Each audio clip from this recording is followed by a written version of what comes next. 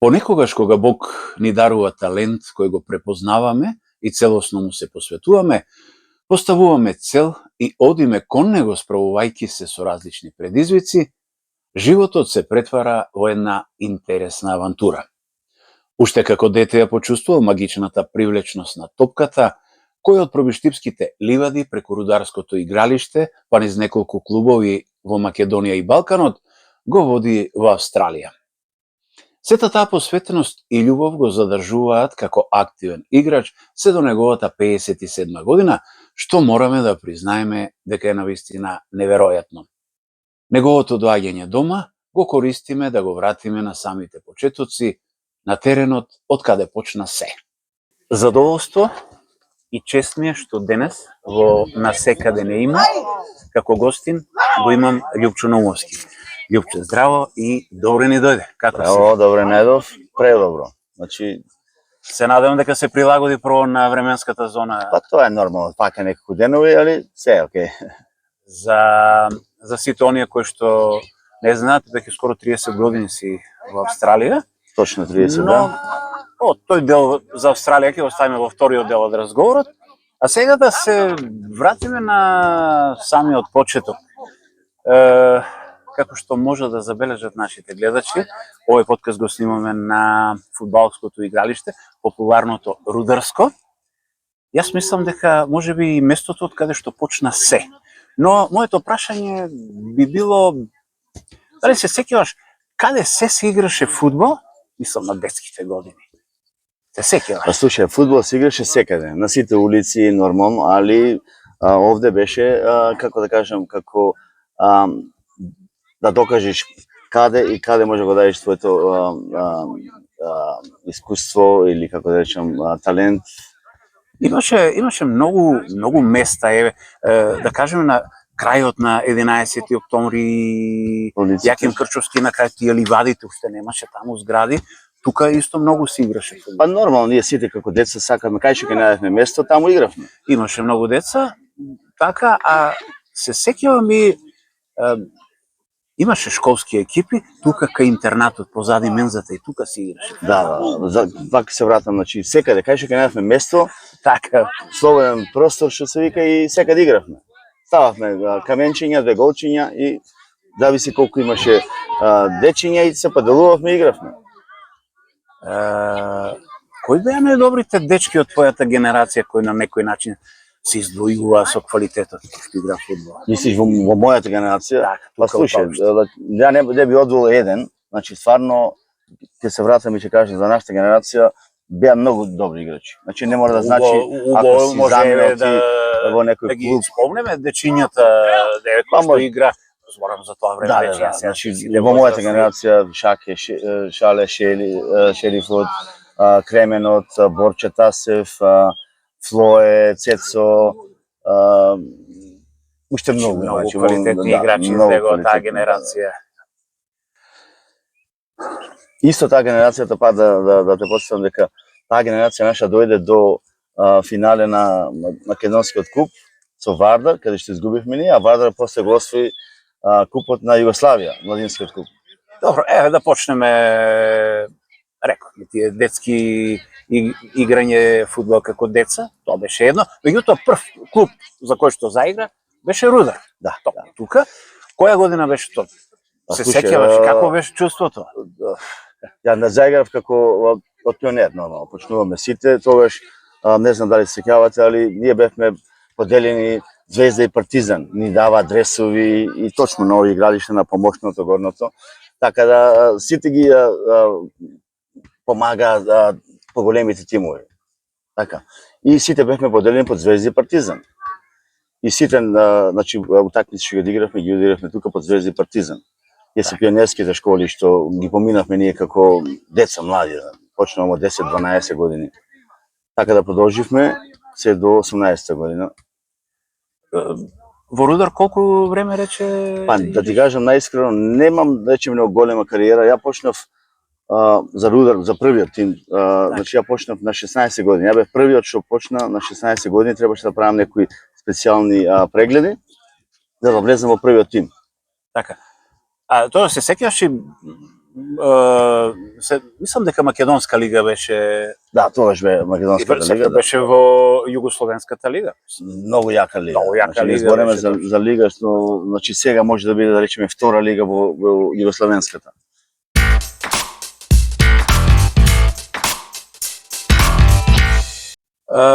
Наметнуваш свој стил на игра кој што едноставно е препознаен од поголемите клубови и веќе се селиш во најаката Југословенска лига, првата лига, како играч на Вардар. Како изгледаше тој трансфер? Не објаснило. Разбираш, ние секој пат си мислиме дека сме од село, дека не си дававме голем респект на секој еден и да одиш во еден клуб кај што е државно светски познат клуб Вардар, тоа е нешто некој не објасни. Мислам дека тоа беше и страшна генерација добри играчи. Значи тоа стварно пак ќе речем, ја пред да отидам во тоа е шампионската екипа. Ја не заиграв во шампионската екипа, ја дојдов во шампионската екипа. Значи, Добро, тоа беше 1987 година. Да. Но веќе ти се задржуваш натака 7 години. Да. Поинтот ми беше, значи, ја потпишувам договор со Вардар во 85-та. Значи, имавме многу добри генерации тука и тие нормално си пуштаат нивни тренери да не пратат, да не гледаат и мене ме одбра да одам на припреми со Вардар и на проба, како што викаат по нашите. Отидов и тие беа задоволни, али тогаш завршуваш со средната школа и заминуваш во војска. И тие, ја потпишав стипендиски договор со нив и заминувам во армијата 85 година. Така да тие ми дозволија после обуката да тренирам со Рад од Вождовец. Таму каде што служеше. Таму каде што служи војска и тоа ми беше, нема 500 метра од така да и војниот рок помина повеќе во играње фудбал. Војниот рок него ни осети, да ти кажам најскрено, затоа што имав и многу пријатели што беа студенти во студентскиот дом, Крумче, Саше, Владе, Бог да опрости, и многу други, сега не можам да ги памтам имињата, ба. Добро, фудбалерите сега и пред малку спомнавме, нема некоја споредба дека да играш во прва лига во Југославија, значи фудбалерите беа привилегирани и во армијата, така да. Ја мислам дека тоа беше првата година кај што дозволија сите фудбалери да може да тренираат.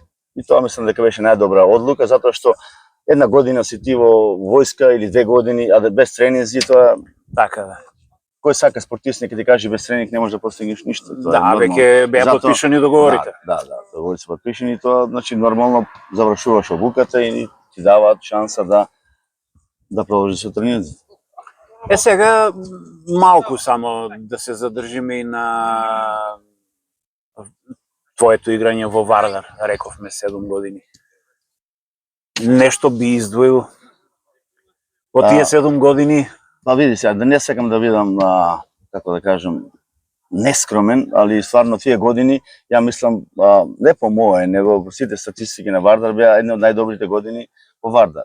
Значи, таа година Вардар беше шампион и до 91 година беше една од 5 екипи што беа во Југославија.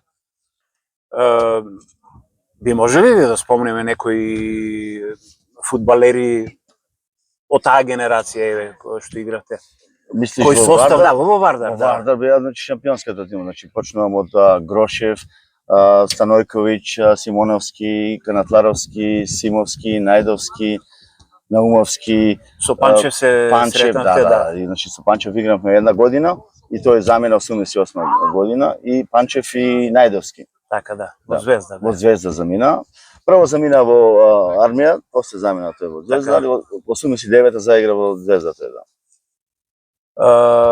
Во Вардар си се до 93-та година. Сега, јас знам, затоа и ќе те прашам, па да кажем и на нашите гледачи, имаше настапи, обиди во најголемите, најтрофејни клубови Црвена звезда и Партизан. Да. Која година беше тоа? Што се случи, како? Па вака сега, како што реков ја, 87-ма ние дојдовме шампиони и одигравме во шампионска лига, нели така, со Порто одигравме две утакмици, ги изгубивме двете утакмици по 3-0, али таа година Порто го доби, значи европски шампион дојде, Тогаш значи беше европски шампион. После тоа дојде понуди од други тимови, значи прво дојде од Звезда понудава, така да, ама пред тоа замина Дарко Тиреков и Најдовски, Сајевски замина во Грција, Чеда Јаневски замина во Белгија и тимот, шампионскиот тим веќе почнува да се распаѓа. И ја како најмлад, фактички, тие викат не можеме да ги пуштиме сите, ќе постанеш, ќе пробаме уште една година, две. Но тие беа упорни, така да понудија понуда, Вардар го прифати тоа, ја поидов на припреми во Звезда, значи месец дена останав во Звезда. И се беше нормално, договорено, беа задоволни и сега договорот беше како да ме откупат и за колку пари да ме откупат. Тогаш менеджер ми беше Велибор Џаровски, сите го знаат, светски познат менеджер и преварант, мора да го кажам. Ето тоа изгледа како изгледа тие договори. Кој не го знае него и нема да знае. И ние одиме нормално, тие се сложуваат и сега му викат на него колку пари да го откупиме Наумовски. И Џајич, ја имав уште 2 години од договорот и Џајич му вика 100.000. И му ги дава 100.000 кеш, 100.000 марки на Џаро во Торбичка. И Џаро, како Џаро, си вика нема проблем, работа е завршена, се поздравуваме, доаѓаме во Скопје и тогаш председател беше Чамински, Бог да прости, и Часлав директор, исто Бог да прости и него. И правиме муабет, и сега овој им објаснува, имаме 100.000 да го пуштите Љупче. И сега тие викат, дали може на само да правиме муабет, и мене ме изведуваат од канцеларијата и тие ми ги себе си прават муабет. И се излегва тоа од канцеларијата и ми вика, не те пуштаат, бараат повеќе пари, али не се секре, вика ќе ги земеме. Очекувај ше малце, се враќаме пак назад, пак одиме разговараме со Џајич, и му бара уште 50.000, 150.000 марки, за да ме откупа договорот. И Џајич знаеше дека ја имам уште година и пол фактички од договорот и вика, тие се многу пари, ќе почекаме и не му ги даде пари сега. Дали му ги даде, дали не знам, ја до ден денес нема да дознам, така да тој договор ми пропадна.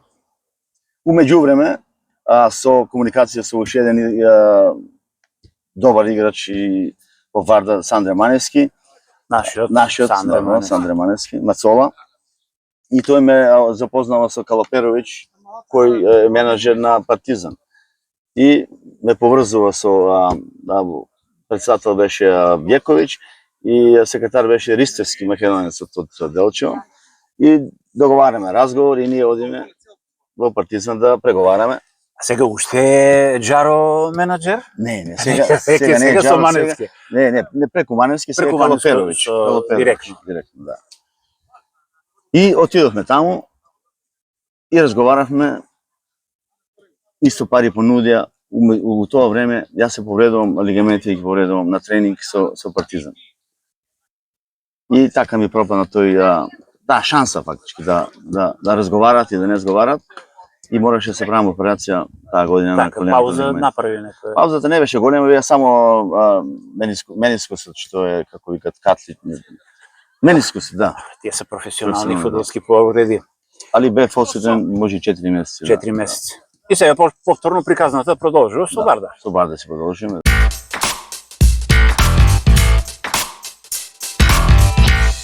Следува една турнеја во 93-та година низ Австралија, каде што ти донесува големи промени во твојот живот, како приватно, така професионално. Па не, турнијата не се случи. Јас се запознав со супругата пред да заминам во Австралија, да. Значи, супругата моја и супругата на Канатларовски беа другарки, заедно одеа на школа и ние се сретнавме во Скопје, така во кафич, во Змија, исто така тренер добар Ванчо Балевски, го знаат сите. И таму се запознавме и од тука се случи све другото и ние се остануваме тука се взимаме заедно, двете ќерки ми се родени тука. Во Скопје имам две ќерки, Марија и Наталија. Па старата сега ме моментално во Пробишти исто, година. Наталија се кај мене во Австралија. И после тоа почнува војната. Војната почнува и нас не е страв. И ние една година само одигравме таа Македонска лига. 93-та ние одиме со Вардар на припреми, али не ми беше ништо испланирано на тоа. Ја одам како турнеја. Така и таму се запознаваме со луѓе заинтересирани и потпишуваме преддоговор со Вардар и ја одлучив, значи јас одлучив сакам да заменам Македонската лига, дека Македонската лига не ми беше. Веќе беше подруго, да. Тие таа легендарна генерација и тоа веќе и клубот што гледам и сега со Вардар веќе не се повторува. Реално е тоа, да.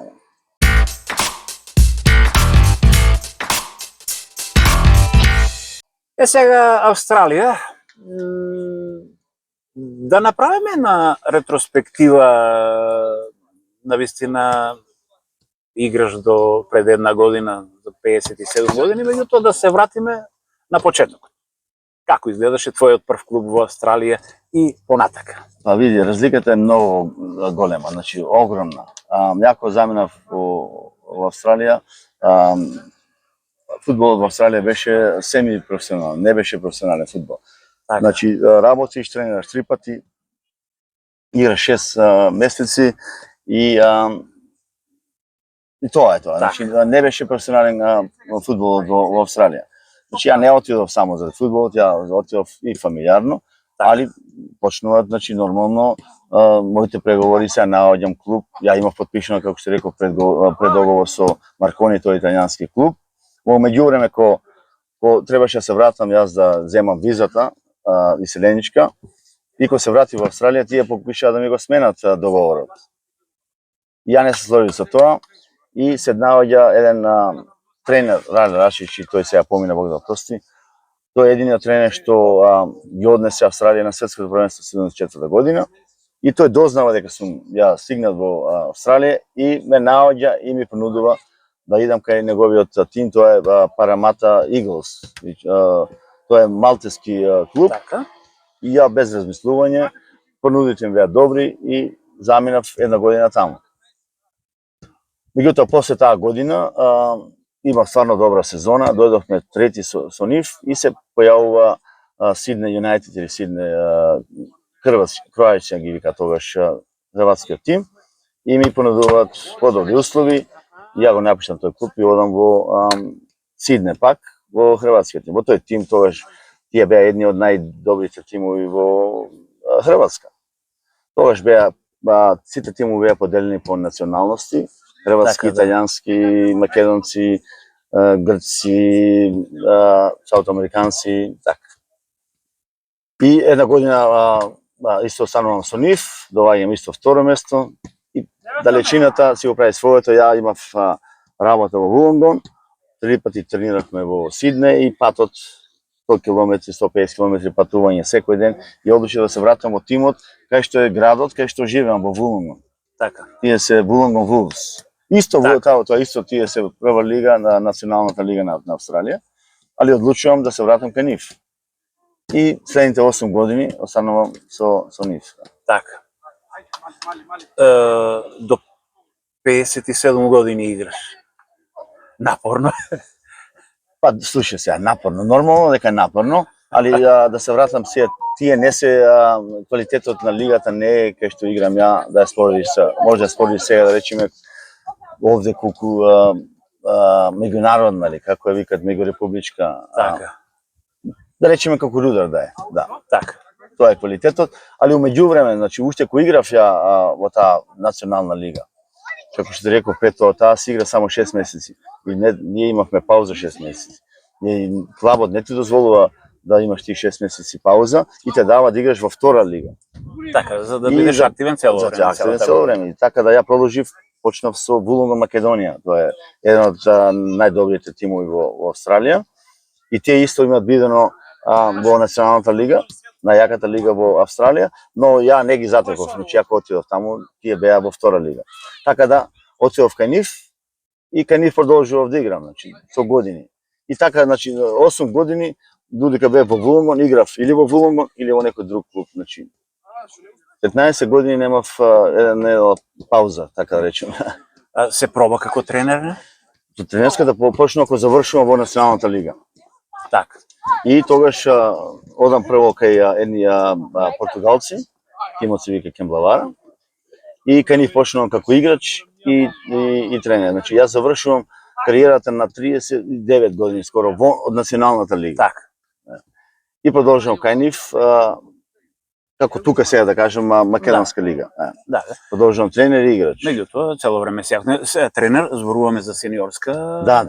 Така. Цело време се работи за сениорска. Не се овие помлади Не. категории, не. Така да редок пример. И доста тимови имам сменето таму исто. Значи има градот кај што сум јас, има 4 македонски тимови. Ја бев тренер и играч на сите тие македонски тимови. Добро, има некој од познатите, да кажеме, се пензионира и игра таму од овие што ги знаеме. Има доста, например Канатлар Трајчевски беше таму, Коки Аврамовски беше таму, Најдовски е таму, Милан Тодоровски е таму. Не знам дали ги памтиш, Златен Настовски исто таму. Почна тој прв ги замина во Австралија, да. И Андон Дончевски беше таму, да, и тој беше тренер на Престон, но ние не бевме заедно. Тој ми беше првиот тренер во Вардар, да. Али немавме прилика да се сретнеме таму како тренер и играч. Така. Многу ве поврзува од времето на Вардар дека е во Австралија. Дончо однесе на Мурски во Австралија и така. Па така се зборуваше, да, али муабети. Да, значи никој не однесе мене, значи ситуацијата сама, распадот на Југославијата и иднината на моите деца, на фамилијата и нормално кариерата. Па така ти реков, останавме ние на година и не бев задоволен од тоа што го видов, и квалитетот и финансиски, и така одлучивме фамилијарно да заминеме таму и да пробаме среќата таму. Така.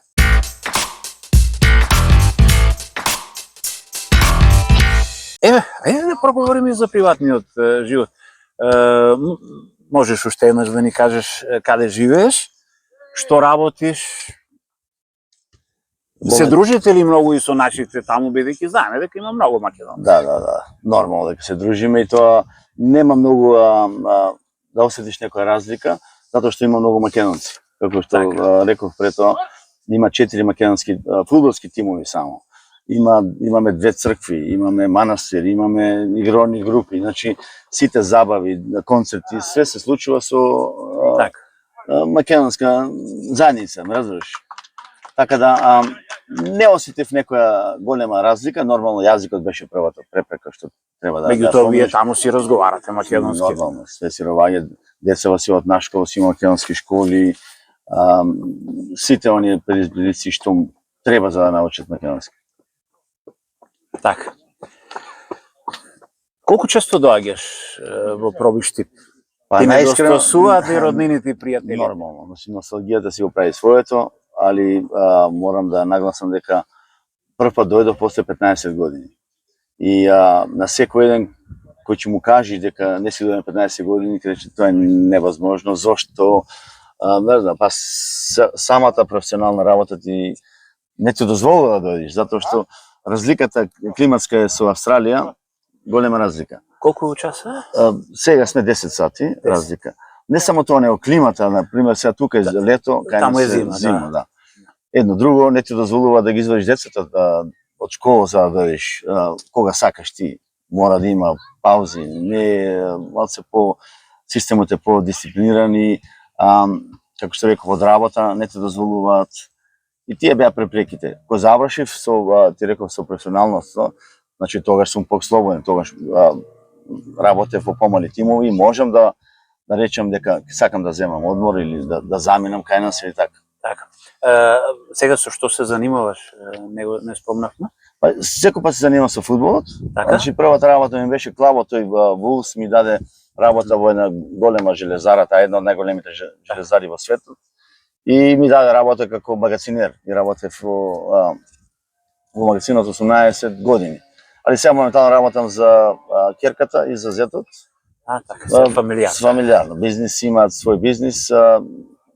Градинар сум, како да кажам. Јас се извинувам за зборовите, знаеш, 35 години сум излезен и многу јазици мешам. И преспата од кај жената и македонскиот и австралијанскиот и така да. Добро, навистина многу време си надвор. Повеќе сум надвор него што сум тука. Јас заминав на 28, там сум 30 години сега. Така. Па еве, за крај, што би им порачам на младите кои што размислуваат од било која причина да ја напуштат Македонија? Имаш ли некоја порака за нив? Пораката е да покушат на секој начин да не ја напуштат државата. Значи тоа е едно нешто што секој колку да ти е добро и кај да си во светот, Македонија ти е родна земја и ти е најмила. Али тоа е ситуацијата, сите ја знаеме наша ситуација и тоа се секој лично мислење и како не може да му кажеш на некој не заменувај ако му е тешко или ако му е добро. Така. Навистина ужива во разговорот и уште еднаш ќе кажам, ми беше огромно задоволство што беше наш гостин во овој наш подкаст, наша емисија На секаде не има, емисија која што ја направивме специјално за сите наши сограѓани кои што, како сега што спомнавме, од било која причина ја напуштиле Македонија, родниот пробиштип, и не ми останува друго, навистина искрено ти посакувам многу среќа како приватно, така и професионално. Благодарам, Зоран, исто сакам да ви заблагодарам на тебе и на сопругата Силвана, значи што го правите ова не само за градот и за спортистите, значи ова е нешто најубаво, значи никогаш нема да се заборава, значи пробиштип е расадник на сите спортисти. И не само со фудбалот, него и сите спортови, така. И така треба да се продолжи. И се надевам ќе оставиме. Благодарам, поздрав на сите слушатели, гледачи и да благодарам помагаат. на тебе.